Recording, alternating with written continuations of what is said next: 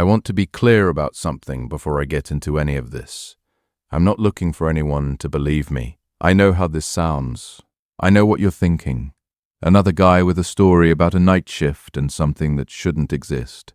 I'm telling it because I was asked to, and because I think you should know that the people who keep your water running don't always know what they're keeping running. My name is Caleb Dawn. I am 31. I was an HVAC technician for 11 years. Had my own contracting outfit in Harmon County for the last 4 of those, until my marriage ended and the business went with it. That's not self-pity, that's context. When you understand why I took the job at the Lennox Creek water treatment plant, you understand why I stayed when I should have left. My daughter, Bree, was 7 then. She lived with my ex-wife, Arden, in the town of Millhaven, which sits in the bottomland of the Lennox Creek Valley, about 40 minutes east of anywhere you'd want to be. I had her every other weekend and on Wednesday evenings. To keep that, I needed to stay in the county. To stay in the county, I needed work. And in the winter of that year, the only employer in Harmon County offering full benefits and a living wage to someone without a specialized degree was the Lennox Creek Regional Water Authority. The posting said, Water Treatment Operator Trainee, Night Shift. No experience required. On-the-job certification provided. I was the last person they hired before the plant shut down. But I'm getting ahead of myself. The Lennox Creek plant was not what I expected. I'd pictured something flat and industrial. Concrete slabs, chain link, maybe a few squat buildings beside a reservoir, like the wastewater facility you pass on Route 9 outside Millhaven, with its oxidation ponds and permanent smell of rotten eggs. Something visible and boring. The Lennox Creek plant was built into the side of a limestone bluff. I drove out there for my orientation on a Tuesday afternoon in early February. The access road left the county highway and climbed for about 2 miles through bare hardwoods, oaks mostly, with a few sycamores near the creek at the bottom of the ravine. The road ended at a concrete apron set into the hillside. There was a single-story building that served as the administration office and break room. Behind it, a steel door was set directly into the rock face of the bluff. That was the plant entrance. My trainer was Ray Purcell. He was in his mid-50s, lean, with a grey mustache and hands that looked like they'd been soaking in something for decades, dry, cracked, and strangely discolored at the fingertips. He wore the same thing I'd wear, steel-toed boots, dark work pants, a plant-issued polo shirt in a shade of blue that had given up trying to be blue. Cascade architecture, Ray said, holding the steel door open for me. That's what the engineers called it when they built this place in the 60s. Water comes in from the river intake at the base of the bluff, gets pumped up to the top of the system, then gravity feeds down through the treatment stages. 5 levels. We work top to bottom. He wasn't wrong. The plant was a vertical column punched into limestone. Each level was a broad, low-ceilinged concrete chamber connected to the next by steel staircases that switchbacked down through shafts cut into the rock. The whole thing hummed. Not loudly, it was the kind of vibration you felt in your molars and the arches of your feet before you heard it with your ears. Pumps, water moving through a pipe, the deep hydraulic heartbeat of infrastructure. Ray walked me through level 1 first. This was the operations center, monitoring stations, SCADA terminals, the main electrical panel, and a small break area with a table, a microwave, lockers, and a commercial water cooler fitted with a 5-gallon jug. The jug had a Culligan label on it, delivered from outside. You bring your own water or use the cooler, Ray said. Don't drink from any tap in the building. Regulations. County liability thing. You don't drink your own product on shift. Same reason brewery workers aren't supposed to drink on the clock. He said it the way you say something you've said many times. Smooth. Automatic. I nodded and didn't think about it again. Not then. Level 2 was chemical storage and dosing. Rows of polyethylene tanks containing coagulant, pH adjusters, and disinfectant. The chlorine smell was sharp enough to make my eyes water. Ray showed me the dosing pumps and the automated injection system. Level 3 was the settling and clarification stage. This was the largest chamber. A long, wide room dominated by two rectangular basins filled with water that moved with the slowness of cold honey. Baffles divided the basins into channels. Particulate matter was supposed to settle out here, sinking to the bottom while clarified water overflowed into collection troughs at the far end. The room was humid, the ceiling dripped. Every surface had a thin film of moisture that caught the fluorescent lights and made the concrete look almost organic. Ray showed me how to pull grab samples from the settling basins, how to use the turbidity meter, and how to log readings.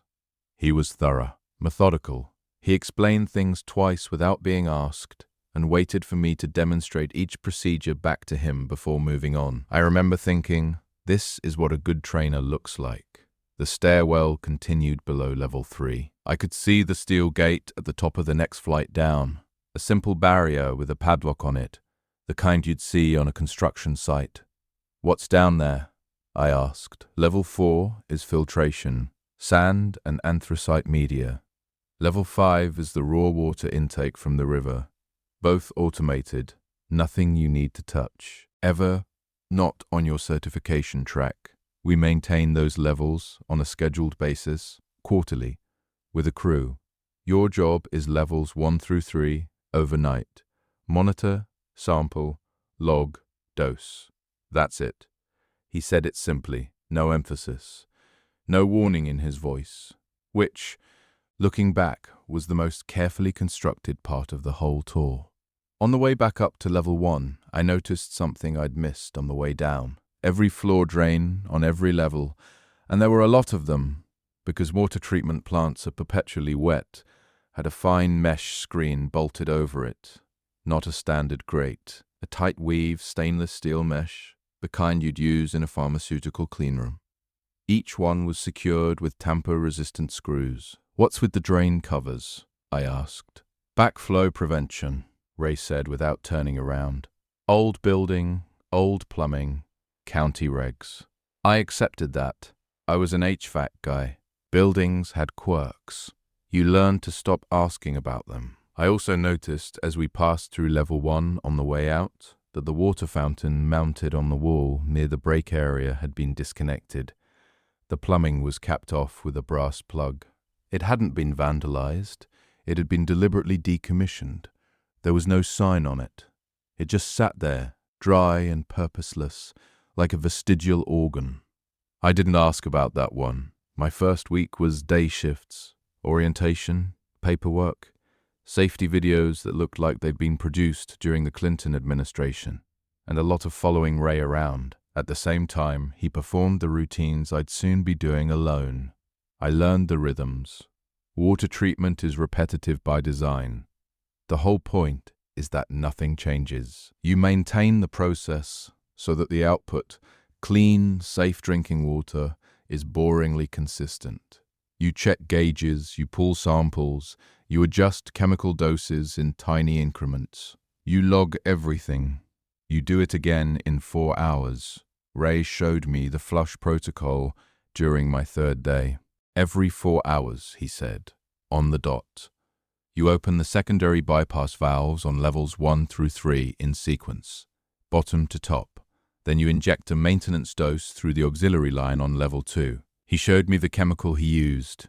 It wasn't chlorine. It was stored in a separate cabinet with its own ventilation, in opaque black drums with labels I didn't recognize. No brand name, just a chemical formula and a DOT hazard code. But I recognized the smell when Ray cracked the dosing valve. Sharp, acrid, with an undercurrent of something almost sweet. I knew that smell from my HVAC days. It was similar to the biocide we used in cooling tower maintenance.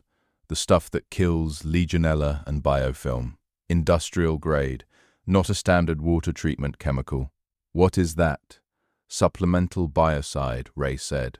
Specific to this water source. The Lenox Creek aquifer has a high biological load, lots of organics in the raw water.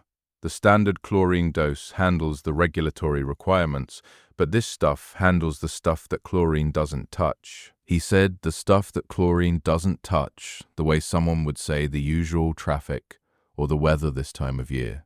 Casually, mundanely. It's on a 4-hour cycle. 4 hours. Don't miss it. Don't be late with it. If the dosing pump automates it during the day, great. But overnight, you verify manually. Every time. What happens if you miss one? Ray closed the chemical cabinet. Biofilm accumulates, clogs the filters, makes a mess. Then you're looking at a week of manual scrubbing on level 4 instead of a 5-minute flush. That sounded reasonable. The other thing I noticed during that first week was the water. Or rather, the relationship every employee at the Lennox Creek plant had with water. Nobody drank from any tap. Nobody washed their hands in the facility sinks without gloves on. The break room had a stack of individually wrapped wet wipes for hand cleaning. The bathroom sinks. There was one bathroom on level 1. Each had a small laminated sign taped above the faucet. Not for consumption. I'd worked in buildings with bad plumbing before. Lead pipes, corroded copper, the usual. You'd see "don't drink" signs in old schools and factories, but those were afterthoughts. A piece of paper taped up after a test came back bad. These signs were laminated, uniform, permanent. They'd been there since the plant opened, and the water cooler jugs came 3 times a week, delivered by a Culligan truck that drove the 40-minute round trip from Millhaven, for a facility with, at most, 6 employees on a heavy day. That's a lot of bottled water for a building full of pipes. On my last day shift, Friday, I stayed late to fill out my overnight shift paperwork with Linda Cahill, the dispatch coordinator. Linda worked from a regional office in Millhaven, monitoring several small plants and pump stations remotely via SCADA connections.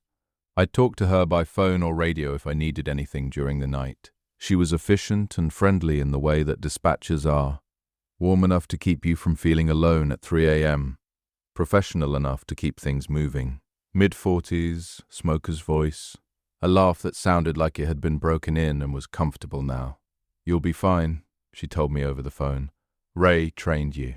He's the best we have. Just follow the routine, stay on levels 1 through 3, and call me if anything looks off. What counts as off? You'll know. Turbidity spikes, dosing errors, equipment alarms.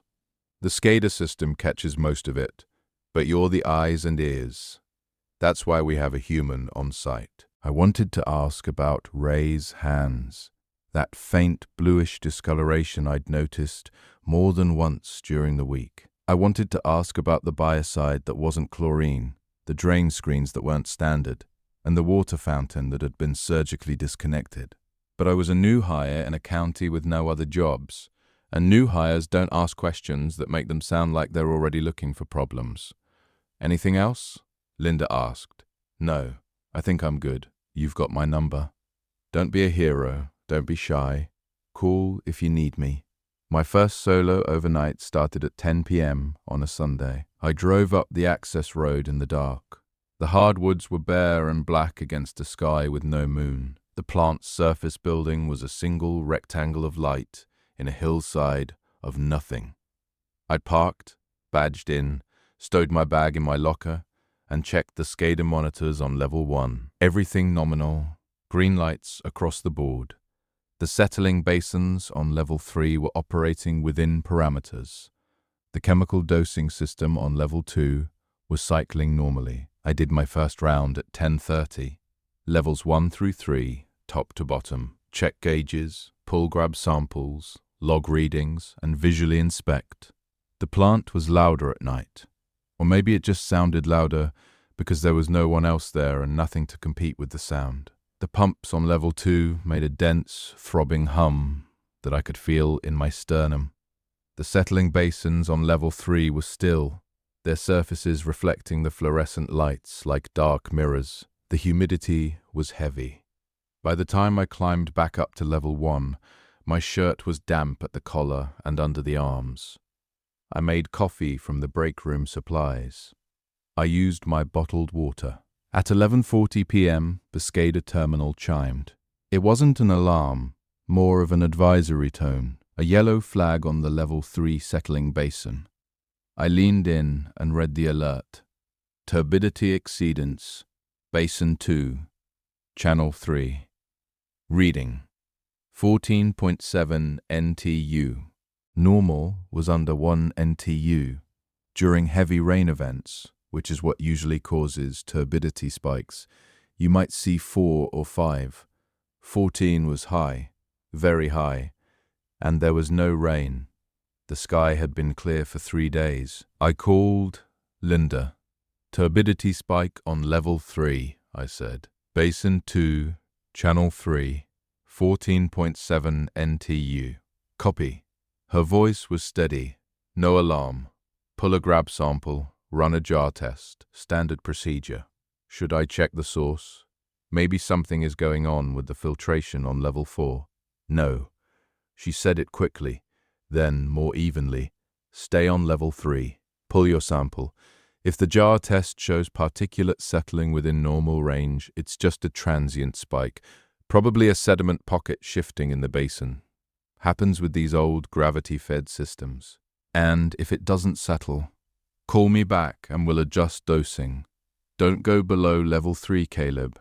There's nothing for you to do down there. She was right. Of course, she was right.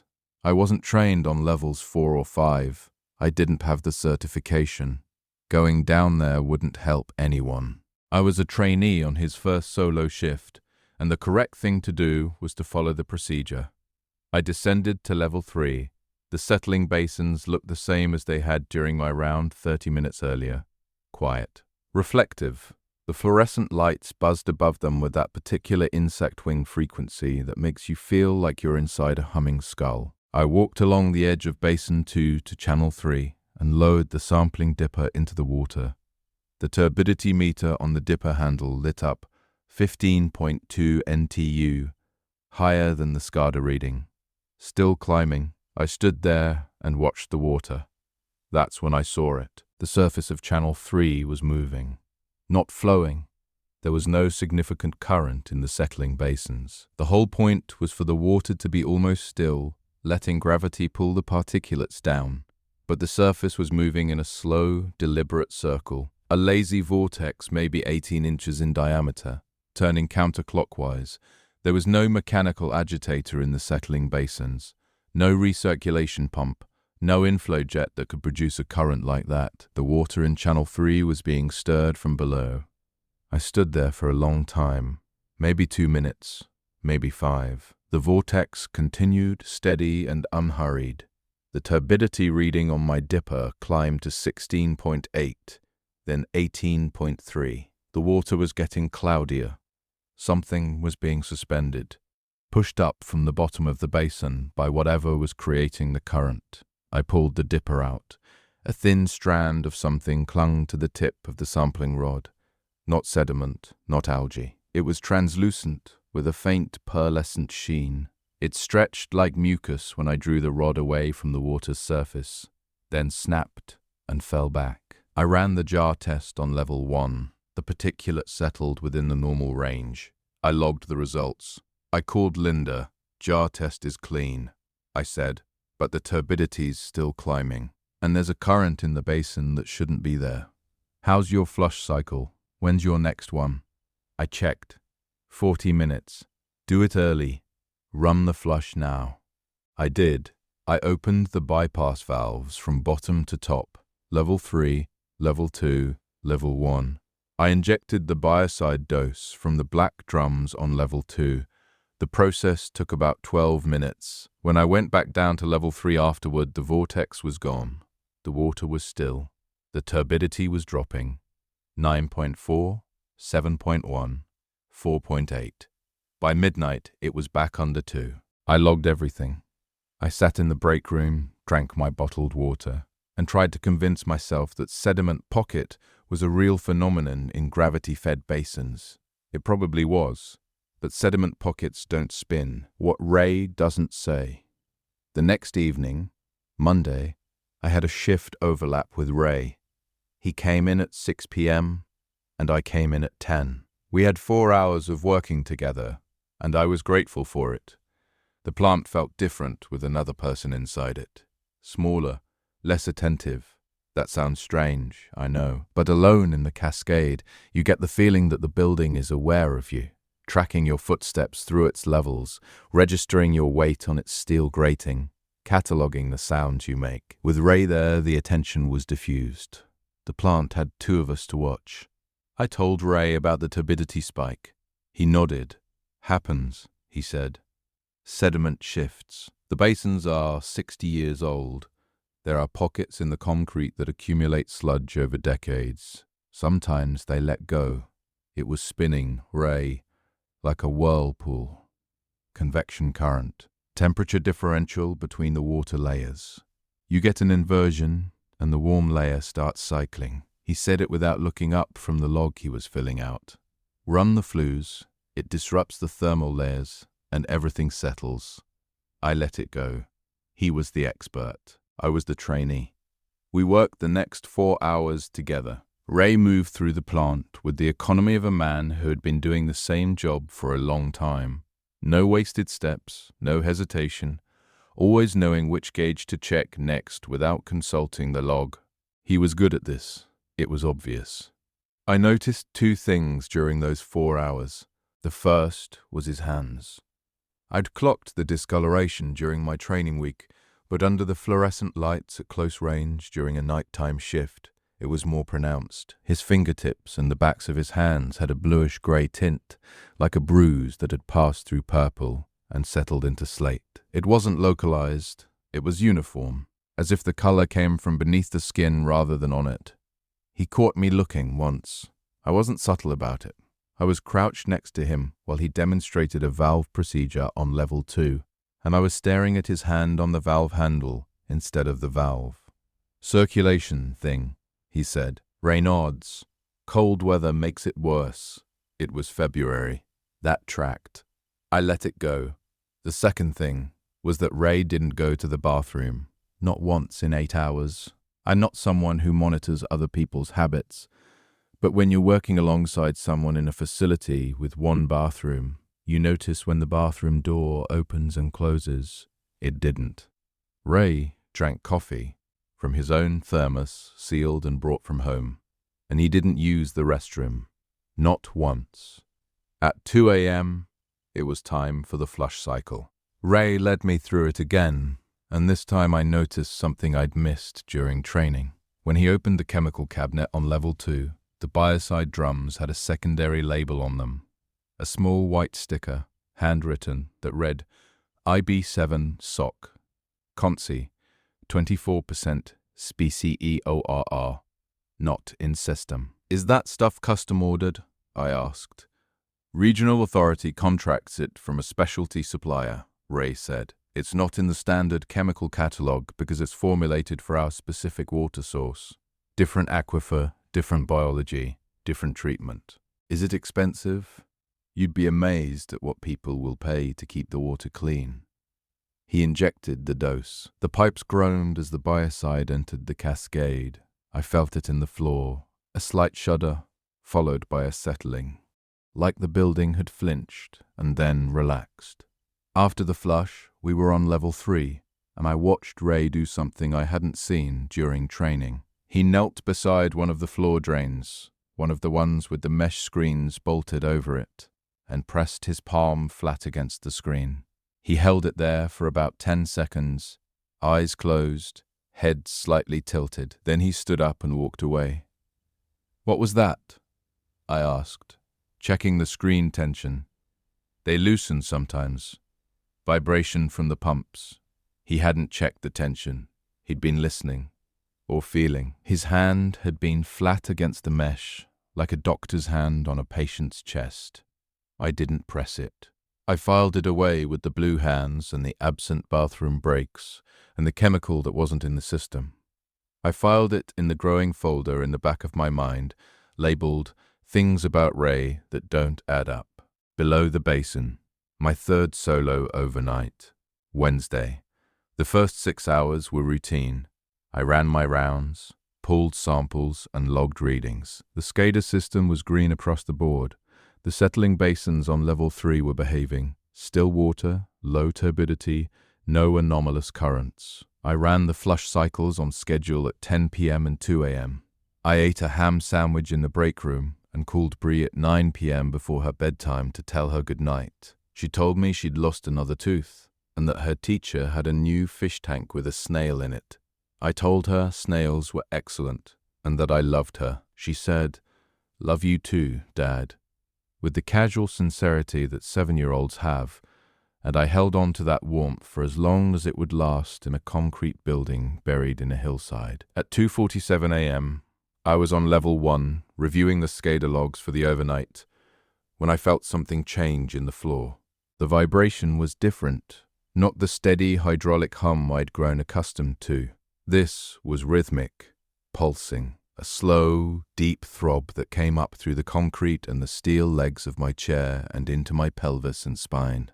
It was coming from below. I checked the SCADA terminal. Nothing. Every reading was nominal. I stood up and pressed my palm flat against the floor. The pulse was there, maybe 1 beat every 4 seconds. Slow and heavy, like a resting heartbeat scaled up to architectural size. I descended to level 2. The pulse was stronger there. The chemical drums on their racks were vibrating faintly, making a chattering sound against the steel shelving. The fluorescent lights flickered, not the bulb-dying flicker, but a rhythmic dimming that synced with the pulse. On level 3 it was unmistakable. The settling basins were rippling with each pulse.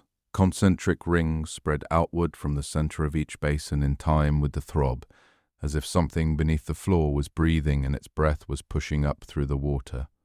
I checked the turbidity meter. Level 3 basins were at 2.1 NTU. Normal. Whatever was causing the pulse wasn't disturbing the settled particulate. It was deeper than the basins. It was below level 3. I stood at the top of the stairwell that led down to level 4. The gate was there, steel frame, padlock. But I could see now, in the hard fluorescent light, what I'd failed to notice during Ray's tour. The padlock was corroded. The shackle was rusted into the open position. It hadn't been locked in a long time. Someone had left it looking locked, hooked through the latch but not engaged, as a visual deterrent, a suggestion of security rather than the thing itself. I pushed the gate. It swung open with a grinding sound that echoed down the stairwell. The air coming up from below was warm, significantly warmer than level 3, humid to the point of being tangible, like walking into a greenhouse. And it carried a smell I hadn't encountered before in the plant. Not chlorine, not the sharp bite of the biocide. Something else, organic, faintly saline. Like a tidal flat at low tide, the smell of living things exposed to air. I had a headlamp. I had my turbidity meter. I had my phone. I did not have authorization, training, or any good reason to go down there, beyond the fact that the building was pulsing like a living thing, and no one had told me why. I went down. Level 4 was the filtration gallery. It was a long, narrow chamber, maybe 150 feet, lined on both sides with parallel concrete channels, each about 6 feet wide and 3 feet deep, filled with layered filter media, fine sand on top, coarser anthracite gravel below. Water percolated down through the media by gravity and was collected in underdrains at the bottom. It was the last stage of treatment before the water entered the distribution system. In theory, the filter beds should have been motionless. Sand sits. Gravel sits. Water passes through them. That is the whole idea. The sand was moving. Every filter bed in the gallery was alive with slow, rolling motion. The sand surfaces rose and fell in waves, gentle peristaltic undulations that traveled the length of each channel like something was moving beneath the media, like muscle contracting under the skin. The rhythm matched the pulse I'd felt on the levels above. Rise, pause, fall. Rise, pause, fall. The walls of the gallery were slick, not just damp-coated. A thin, iridescent film covered the concrete, catching the beam of my headlamp and breaking it into oily prismatic colors. I touched it. It was warm. Not surface temperature warm, but body temperature warm. Living tissue is warm. I walked the length of the gallery with my heart beating so hard I could hear it competing with the pulse in the floor. The air was thick enough to taste. Minerals, salt, and something faintly sweet, like overripe fruit. My turbidity meter, held over one of the filter channels, displayed a reading so high the screen couldn't render it. It just flashed error in amber text. At the far end of the gallery, there was a door I hadn't known about. It opened into a small room, a monitoring station, and it was occupied, not by a person, but by evidence of one. There was a desk with 2 monitors, both active, displaying scrolling data feeds I didn't recognize.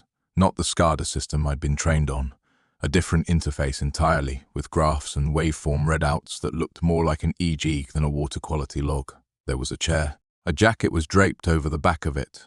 A plant-issue jacket, dark blue with an ID badge clipped to the breast pocket. I picked up the badge. The photo showed a man I'd never seen. 40s, dark hair, square jaw, neutral expression. The name read, Nithy Dean Massey, Operations Supervisor. Asterisk, I'd been told Ray was the senior operator. I'd been told Linda was dispatched. At no point in my hiring orientation or training had anyone mentioned a D. Massey, and the monitoring station was running.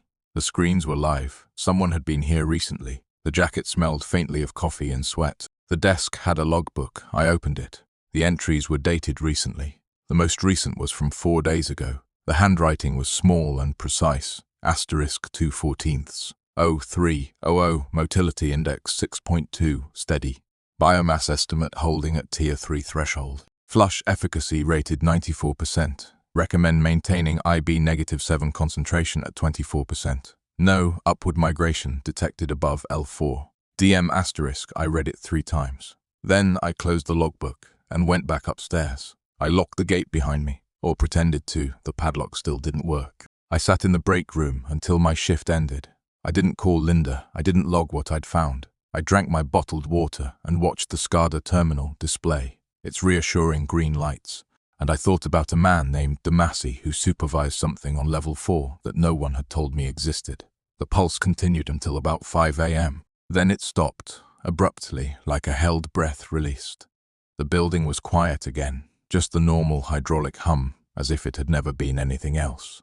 Dispatch, I lasted 2 more shifts before I broke. Not from fear, from the not knowing, the fear I could manage. I am a practical person. I've worked in attics with exposed wiring, in crawl spaces with black widows, in mechanical rooms where one wrong valve turn could scald the skin off your hands. Risk is part of labor. You assess it, you respect it, you continue.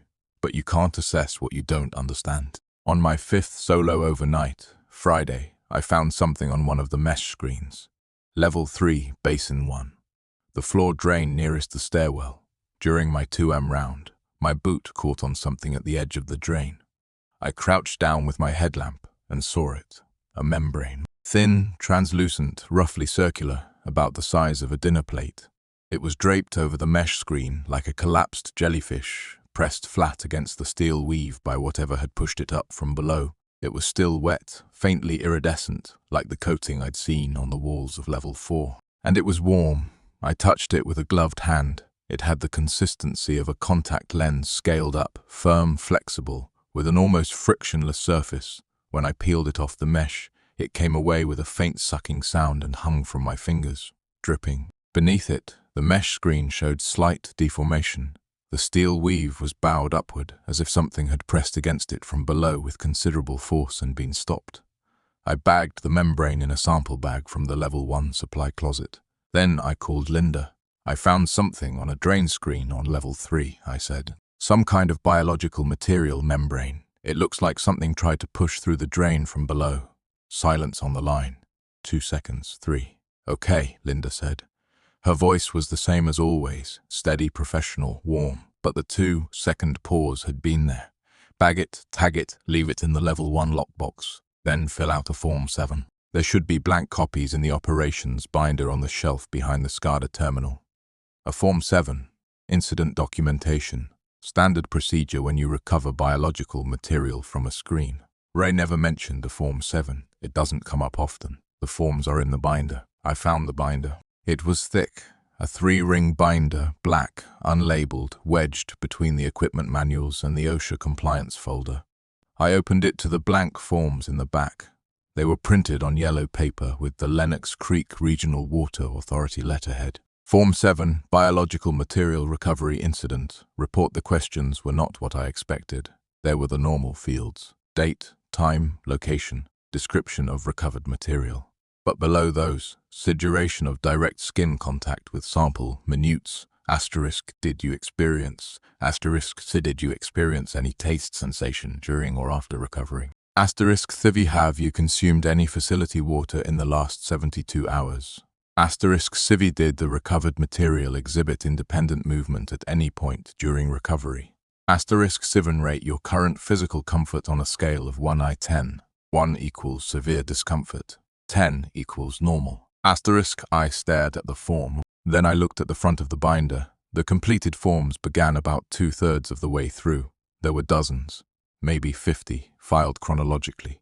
Going back years, different handwriting on each one, different names, operators I'd never heard of. Timmons, Verila, Olsen, Peck. Each form described a membrane recovery. Some described multiple membranes. A few described filamentous material or gelatinous mass. 2 described vocalizations audible during recovery. Sounds coming from the drain while the membrane was being removed. I flipped through them, my fingers leaving damp prints on the yellow paper. Near the bottom of the stack, I found one that stopped me. The handwriting was small and precise. The same hand I'd seen in the Level 4 logbook. Name, Purcell T. Date, the 3rd of November 2017, *7 location, Level 3, Basin 2, Drain 4, description, single membrane, approx. 20 centimeters diameter, recovered from the screen. Material warm, intact, moderate iridescence. The screen showed upward deformation of approx. 2 millimeters, duration of direct skin contact, approx. 5 minutes. Gloves were compromised during recovery, a tear in the right nitrile, index finger and thumb. Facility water consumed in the last 72 hours. Number Thivin taste sensation. Faint mineral taste in the mouth during recovery. Did not ingest anything. Thivin dependent movement. Number physical comfort 7. At the bottom of the form, in the notes field, Ray had written the feral water contact through glove tear, approx. 1 tablespoon on skin. Reported to dispatch. Advised to monitor 2017. 9 years ago, 1 tablespoon of raw water through a torn glove. I thought about Ray's hands. The uniform blue-gray discoloration. The way he pressed his palm against the drain screens. The way he never used the bathroom. The way he said circulation thing. The way someone says it is nothing, when it is everything. I filled out my Form 7. I left the membrane in the lockbox. I went home at 6 a.m. and sat in my truck in the parking lot of my apartment building and watched the sun come up over Millhaven and thought about all the things Ray Purcell had not said. I confronted Ray the following Monday during our shift overlap. I didn't plan what to say. I've never been good at confrontations. I tend to circle what I mean, approach it from angles, and hope the other person fills in the gaps. But that night, I didn't have the patience for angles. I walked into the break room on Level 1 where Ray was eating a sandwich from a brown bag, and I put the Form 7 binder on the table in front of him and said, "Who is D. Massey?" Ray stopped chewing. He set his sandwich down. He looked at the binder, then at me, and in his eyes I saw something I hadn't expected. Not anger, no surprise. Not guilt, relief. "You went to Level 4, he said. "Yes." "When?" "Wednesday." He nodded slowly, picked up his sandwich, set it down again, pushed it aside. "Sit down, Caleb." I sat. Pause. Ray told me about the organism. He didn't call it that at first. He called it the colony, then the load, and eventually, almost reluctantly, it. He spoke haltingly, choosing his words with the care of a man defusing a bomb, each one placed precisely, tested for weight before being set down. The organism lived in the aquifer beneath the Lenox Creek Valley.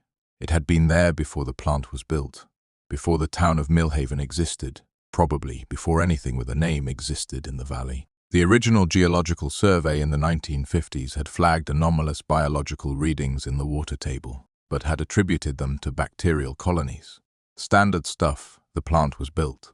Operations began. Within the first year, workers started reporting unusual readings. Turbidity spikes with no weather correlation, biological material in the filter beds, a persistent, low-frequency vibration in the lower levels. The engineers investigated. What they found in the raw water intake on Level 5 was not bacteria. "It is a colonial organism," Ray said. "Like you know what a Portuguese man of war is. It looks like one animal, but it is actually thousands of individual organisms functioning as a single entity. It is like that, but not floating on the ocean, saturated through the aquifer, through the rock. The whole water table under this valley is. It is infused with it. You can't filter it out. You can't sterilize it, you can suppress it. The biocide, the I-beam -7, inhibits its growth cycle, keeps it dormant, mostly, keeps it from spreading up through the system. What happens if it spreads? It enters the distribution main. 16,000 people in Millhaven and the surrounding county are on that water supply. And if they drink it, Ray looked at his hands. He turned them over, palms up. Under the fluorescent lights, the blue-gray discoloration was vivid, not a bruise, not a rash. It was beneath the skin, subcutaneous. A color that belonged to the organism, not to him. It colonizes through ingestion, he said. Fastest that way, through skin contact. It is slower, much slower, but given enough time, he stopped. He pressed his lips together. The glove tear, I said. 2017, 1 tablespoon on my skin 9 years ago. He flexed his fingers. It doesn't kill you, Caleb. That is the thing you need to understand. It doesn't hurt. It doesn't make you sick. It TV affiliates. Sud. What does that mean? It means I know when it is hungry. I can feel the growth cycles, like pressure behind my eyes, like a headache that is not a headache. The flush cycles, when the I-beam -7 hits the system, I feel that too, like heartburn. Like something contracting inside me that is not a muscle. And sometimes when I am on level 3 at night, standing near the basins, I know it can feel me too. He said it quietly, without drama, the way you describe a chronic condition you'd learn to live with. And Massey, I asked. Ray's face changed. The relief I'd seen earlier was gone. What replaced it was something I'd call grief, except that grief implies surprise, and there was no surprise in Ray Purcell's expression. He'd been expecting this question in the way you expect a bill you can't pay. Dale Massey was a trainee, Ray said, 6 years ago. Good worker, quick learner. He went down to level 5 during a flush failure, same as what you'll see in the duty manual chemical injection protocol, the backup system. He got exposed. He got more than exposed. The organism, during a flush failure, it is active, expanding, ascending through the cascade. When Dale got to level 5, it was everywhere. The whole intake chamber was alive with it. He did the manual injection, saved the distribution main, but by the time he came back up, he wasn't. He wasn't the same. Where is he now? Ray didn't answer for a long time. He is in the plant, he said finally. He maintains the level 4 monitoring station. He goes down to level 5 when the rest of us can't. He is the most affiliated operator we've ever had, and he is functional. He is still himself, mostly, but he can't leave. The connection to the organism is too deep, too integrated. He lives down there. I felt something cold settle in my stomach that had nothing to do with temperature. Ray, does Linda know all of this? Linda runs the program. What program? But Ray was done talking. He picked up his sandwich, looked at it and put it in the trash. Then he went to level 2 to run the flush cycle. I sat in the break room and listened to the building hum. Raw intake 9 days after that conversation. On a Thursday at 1:17 a.m., the dosing pump on level 2 threw a critical fault. I was on level 1 when the alarm hit. Not a yellow advisory this time, but a red cascade. Pump failure, injection interrupted, chemical feed offline. The SCADA terminal erupted with alerts. I ran down to level 2 and found the dosing pump locked up, its motor housing hot to the touch. The digital display was cycling through error codes too fast to read. A mechanical failure, a bad bearing, maybe, or a seized impeller. I tried the manual override. Nothing. I tried the backup feed line. It was dry. Someone had closed the upstream valve, and the handle was corroded in the closed position. The flush cycle was dead. I called Linda. Dosing pump is down, I said. Can't clear the fault. Can't switch to backup. The flush cycle isn't happening. How long since the last flush? I checked. 3 hours, 40 minutes. Caleb, listen to me carefully. Evacuate the plant. Come up to level 1, gather your personal items, exit the building, and wait in your vehicle. I am dispatching a maintenance crew. How fast can they get here? 40 minutes. And the flush cycle will be down for, what, an hour total before they can fix it, approximately. What happens to the distribution main in an hour? Silence on the line. 4 seconds, 5. Caleb, the plant phone. The landline on the wall behind the SCADA terminal, a relic from the original construction that I'd never heard ring. I looked at it. The handset was vibrating with each ring. Hold on, I told Linda. I picked up the plant phone. Caleb. Ray's voice. He wasn't on shift. He shouldn't have had the plant phone number, or if he did, he had no reason to be calling at 1 a.m. unless he knew. Ray, listen to me. The flush is down. I know. I can feel it. The colony is active. It is ascending. I am evacuating, Linda said. If it breaches level 1, it enters the distribution main. 16,000 people. Caleb, you have 40 minutes before they wake up and turn on their taps and start their coffees and fill their glasses of water, and everything changes for every one of them. Ray, there is a manual injection system on level 5. The gullet, a standalone chemical injector, gravity, fed, no pump required. You prime it, you pull the lever, and it floods the cascade from the bottom up. It is the failsafe. I am not trained for level 5. It is a lever. You prime a tank and you pull a lever. You go do it then. Pause. I can't, Ray said. His voice was raw. I am affiliated. If I go down there during an active expansion, the colony, it'll recognize me, incorporate me further. I can't go below level 3 anymore, Caleb. Not when it is awake. That is why they keep someone clean. I heard it, the word Thavneen, asterisk. They keep someone clean, I repeated. The do not drink protocol, the bottled water, the signs, keeping the new hire uncontaminated, so there is someone who can still choose to go down when the flush fails. I looked at the SCADA terminal. The turbidity readings were climbing.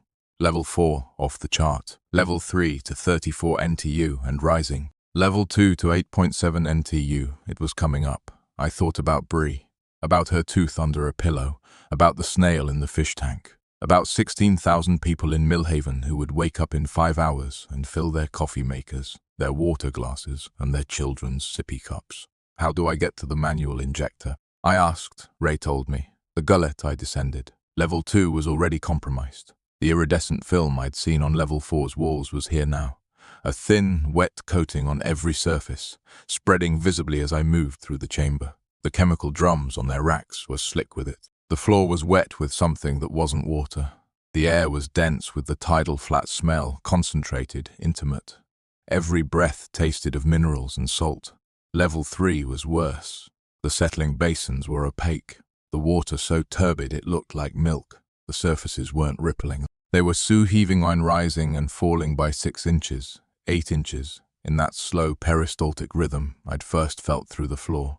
The drains were active. Every mesh screen was bowed upward, several showing translucent membranes pressed against them from below. One screen, near the stairwell, had torn free of its bolts. The drain was open.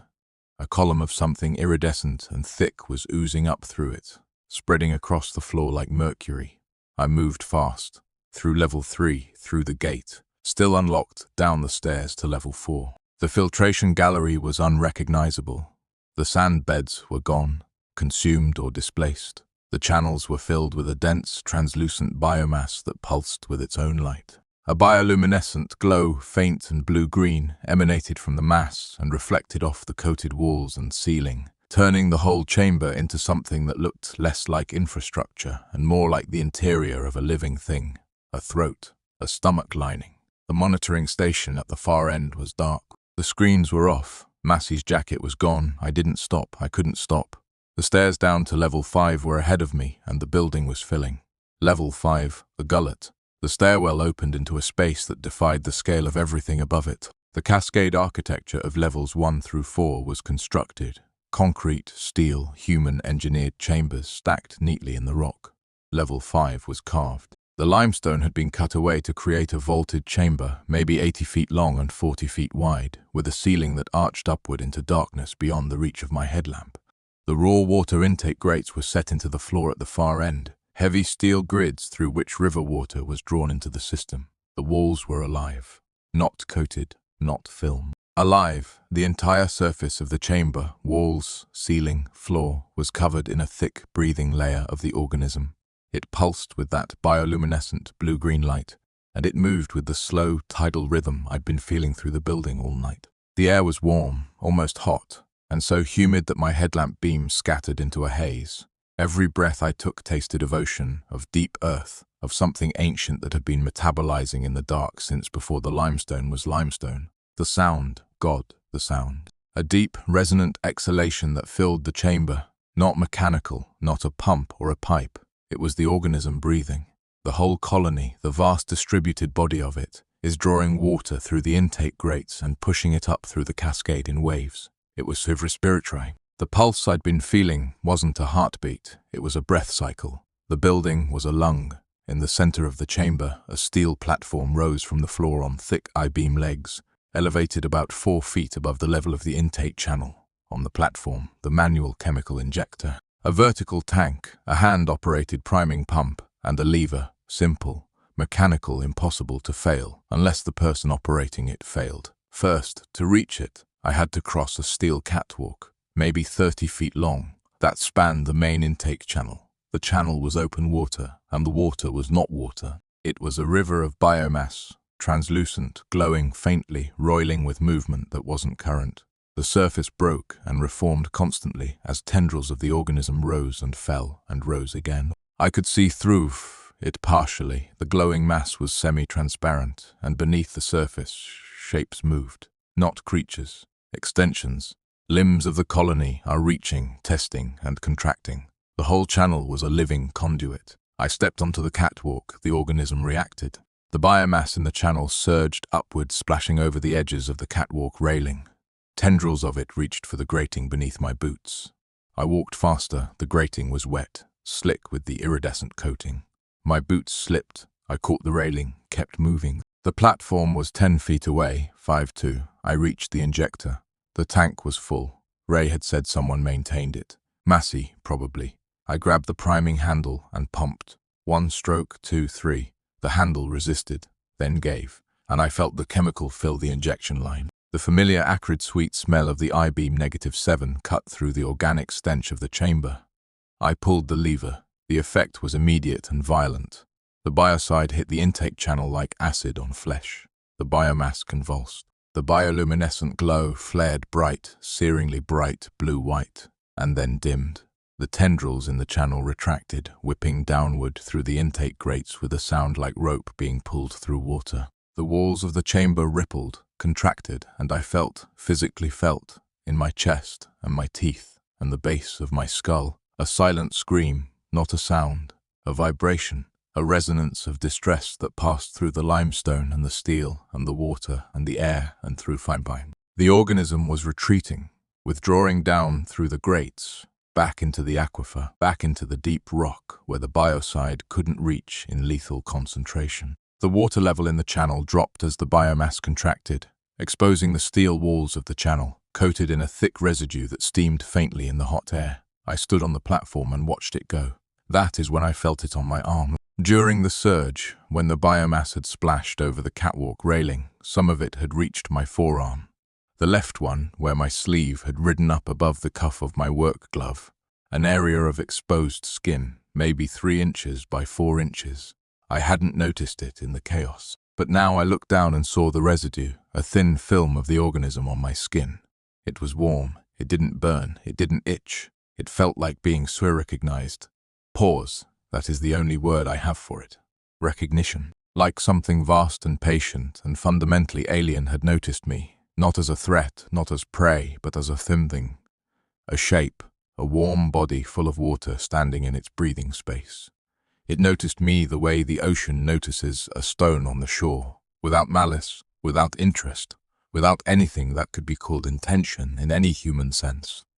It simply knew I was there, and for one moment, one terrible, vertiginous moment, I could feel it back, the scope of it, the colony spread through the aquifer beneath the valley like a nervous system through a body, ancient, patient, vast beyond mapping, not evil, not good, just growing, just doing what it had always done since before the valley had a name. Then the I-beam -7 reached full concentration, and the connection severed like a wire being cut. The warmth on my arm went cold. The residue turned opaque, lost its iridescence, and flaked off like dry paint. But not all of it. Some of it had been absorbed. I looked at my forearm under the floodlights on level 5. Beneath the skin, faint as a watermark, I could see a tracery of blue lines, not veins. My veins were deeper, and I knew their map. These were new, a fine network of blue, branching from the point of contact, spreading toward my wrist and my elbow. I pulled my sleeve down. I climbed back up, affiliation. The turbidity readings returned to normal within the hour. The settling basins on level 3 cleared. The iridescent coating on the walls of levels 2 and 3 dried, cracked, and flaked away over the next 12 hours like a shed skin. A maintenance crew arrived at 2 a.m. 43 minutes after the flush failure. They replaced the dosing pump. They didn't go below level 3. I finished my shift. I logged my readings. I filled out a Form 7 direct skin contact with sample, approximately 15 seconds. Asterisk taste sensation, mineral taste, faint, during level 5 exposure. Asterisk facility water consumed in the last 72 hours. Number asterisk thivin dependent movement. Yes, asterisk physical comfort. 4. Asterisk I put the form in the binder. Pause. I learned about Dale Massey 2 days later. Not from Ray. Ray stopped coming in after that night. His locker was cleaned out by the Monday after the incident, his plant ID turned in, and his emergency contact information removed from the system. He was replaced on the schedule by a name I didn't recognize. It was Linda who told me. Massey was a trainee, she said over the phone, in that steady dispatcher's voice. 2020. Good operator. He performed a manual injection during a flush failure, similar to yours, extended exposure in the gullet. Where is he now? He is affiliated at a level that doesn't allow surface integration. He maintains the lower systems. He is essential to the operation. He lives side down there. He functions down there. The distinction matters to us, even if it doesn't seem to matter to him. I asked the question I'd been building toward since the night I found the Form 7 binder. Linda, when you hired me, when you put me on night shifts, alone trained by Ray, kept on levels 1 through 3. Was it so I'd be clean? She didn't answer for 5 seconds. The longest silence I'd ever heard from her. We keep 1 clean operator per cycle, she said. The protocols, the water restrictions, the drain screens, the level 3 boundary, they serve dual purposes. They manage the colony, and they preserve the viability of the emergency descent operator. We can't send someone who is already affiliated. The colony recognizes its own. It doesn't react to them the same way. A clean operator can trigger the injection response because the colony will try to investigate, to reach for the new signal. That draws it into contact with the biocide. I was bait, you were essential. In the same way, Massey was essential. The same way every clean operator before you was essential. And now, she paused again, shorter this time. Now you are on a monitoring track. The exposure you sustained, skin contact, limited duration, is consistent with early-stage affiliation. It'll progress. Slowly, Ray's took 9 years to reach the level you observed. Yours may move faster or slower. We'll track it. You'll stay on shift. And when the next flush fails, we'll have a new trainee by then. I stayed at the Lenox Creek plant for 4 more months. I couldn't afford to leave. Bree was 7. She needed her father in the county. She needed the insurance. She needed me to be the kind of man who keeps a job and shows up on his weekdays and doesn't let the things that are happening to his body neurology, push him into the kind of spiral that costs a father his custody agreement. The blue lines spread slowly. By March, they reached my wrist. By April, they were on the back of my hand. I started wearing long sleeves, even in the warming weather. I could feel the flush cycles. Ray was right. It felt like heartburn, a tightening, a heat, a sense of something inside me that wasn't me responding to the chemical surge as if it were an offense. A small pain, manageable. Familiar, after a while, the way chronic pain becomes familiar, not because it lessens, but because you reorganize your life around it. I could feel the pulse at night. The organism's respiration, even off shift. Lying in my apartment bed, I could feel it through the foundations, through the bedrock, through the water table beneath the valley. A slow, patient rhythm. It wasn't watching me, it wasn't thinking about me, but it knew I was there, and I knew it was there. When I finally left, when I transferred to a day shift position at a surface water plant, 2 counties over, when I packed up my apartment and moved Breeze and my life 40 minutes west, I thought it would stop. It didn't. Ending and sting, I still feel it. Every night, around 2 a.m., the rhythm finds me. A pulse in the floor, a hum in the pipes, a faint, mineral taste in the back of my throat, even when I haven't drunk anything for hours.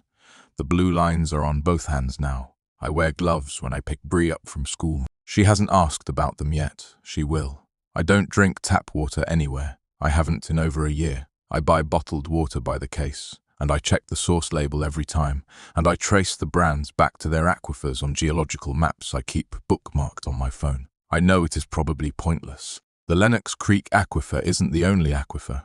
The organism has been down there for longer than anyone has been mapping water tables. Last week I was putting Brie to bed. She asked me for a glass of water. I went to the kitchen, opened a bottle and poured it into her cup, and as I carried it back to her room I felt something. A warmth in my hands, a faint familiar pulse, recognition, not from me, from the water. I set the glass on her nightstand. She drank it. She said, "Thanks, Dad," and rolled over and closed her eyes, and I stood there in her doorway and watched her sleep and thought about aquifers and distribution mains, and the things that grow in the dark beneath us while we dream. I don't know what the water knows. I don't know what it remembers about me or what it is learning about her, but I can feel it thinking, and lately I think it can feel me listening.